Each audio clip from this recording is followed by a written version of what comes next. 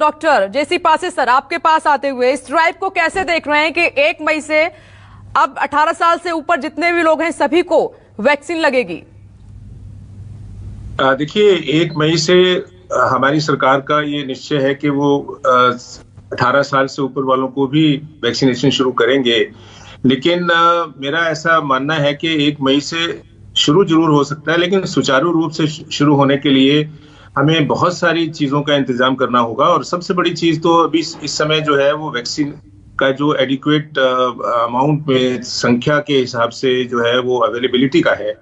हमारे यहाँ इस समय 2 वैक्सीन जो हैं वो चल रहे हैं, कोविशील्ड और कोवैक्सीन। और जो स्पुतनिक वी रशियन वैक्सीन है वो भी 1 मई से शुरू हो जाने की उम्मीद है। तो ऐसा लगता है कि शुरू होगा, लेकिन वो बहुत स्मूथली हो और सबको समय पर लगे। इसके लिए हो सकता है कि 1 मई से की बजाय थोड़ा सा और समय ज्यादा लगे। इसको सुचारू रूप से पूरे देश में सभी राज्यों में इसको एक तरीके से, एक ढंग से लगाना और एक अच्छी स्पीड से लगाना शुरू हो सके। क्योंकि इसके लिए ना केवल वैक्सीन चाहिए, हमें इंफ्रास्ट्रक्चर भी चाहिए, हमको मैन पावर भी चाहिए, हमको और बहुत सारे सेंटर्स चाहिए।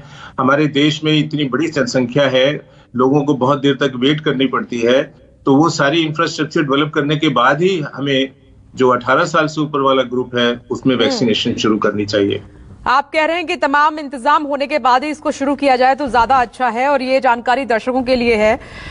आज शाम 4 बजे से जो वैक्सीनेशन की प्रक्रिया है रजिस्ट्रेशन की वो शुरू हो रही है। आप आरोग्य सेतु ऐप या कोविन पोर्टल पर रजिस्ट्रेशन अपना करा सकते हैं। डॉक्टर राहुल भार्गव, कई राज्य अभी से ही कंप्लेन करने लगे कि स्टॉक नहीं है, तो फिर कैसे हम सभी को वैक्सीन लगाएं? देखिए, ये तो होना ही है। क्या नेशन, आप एक बार बताइए, मेरी अलायंस, मेरा पासपोर्ट किस देश का है? हरियाणा का, दिल्ली का, राजस्थान का, बिहार का या भारत देश का? पहली चीज, एज अ नेशन हम क्यों नहीं डिसाइड करते कि 60 करोड़ लोग हैं, 120 करोड़ वैक्सीन बनाए over a period of time, जिसका क्षेत्रफल है, जितनी उम्र वाले लोग हैं उसको सिस्टमैटिकली देते रहें और करवाते रहें। इसमें भी हम कोशिश यही कर रहे हैं, दोनों पार्टी, पक्ष और विपक्ष, आरोप प्रत्यारोप लगा के कि मैं वोटर के मन में ये जगह बना पाऊं कि मैंने तुम्हें ठीक किया। अरे आपने ठीक करा है, लोग बचेंगे तो आपको वोट देंगे।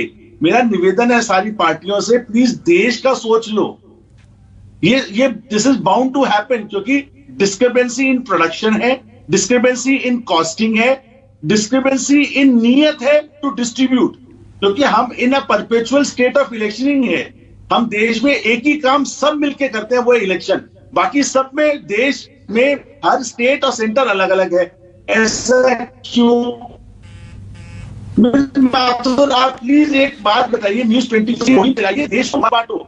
बिहार जो कांग्रेस शासित क्षेत्र है वो ये कहते रहे कि हमें मिल नहीं रही, वो अपना टाइम इसमें नहीं लगाएंगे कि कैसे लगाएं, जितनी वैक्सीन है उसको बचाएं, उसको प्रिवेंट करें वेस्टेज से। महाराष्ट्र में कितनी वेस्टेज हुई, कोई ये बात नहीं करेगा। इस समय देश को वैक्सीन चाहिए। प्लीज दोनों पक्ष विपक्ष सुनिए इस बात को और वैक्सीन लाइए, वैक्सीन लगाइए। इसको पॉलिटिकल एरिना मत बनाइए, 2 तारीख से लोगों को स्क्रैम्बल करना पड़े।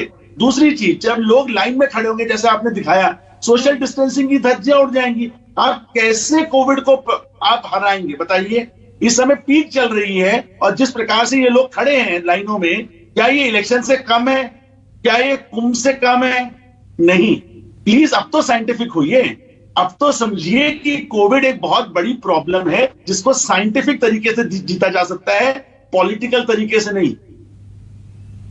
आपने बहुत इंपॉर्टेंट पॉइंट रेज किया है कि ये जो कतारें लगी हुई हैं तमाम जगह पर, इनको जरा खत्म करने की पहले आवश्यकता है, कम करने की पहले आवश्यकता है। और ये जो बड़ी ड्राइव शुरू होने जा रही है उसके इंतजाम ऐसे तो फिर कैसे कामयाब हो पाएंगे? मैं लौट रही हूं। और डॉक्टर यथार्थ त्यागी, आपका क्या कहना है? आप कैसे देख रहे हैं, क्या हम तैयार हैं इतनी बड़ी ड्राइव को अंजाम देने के लिए?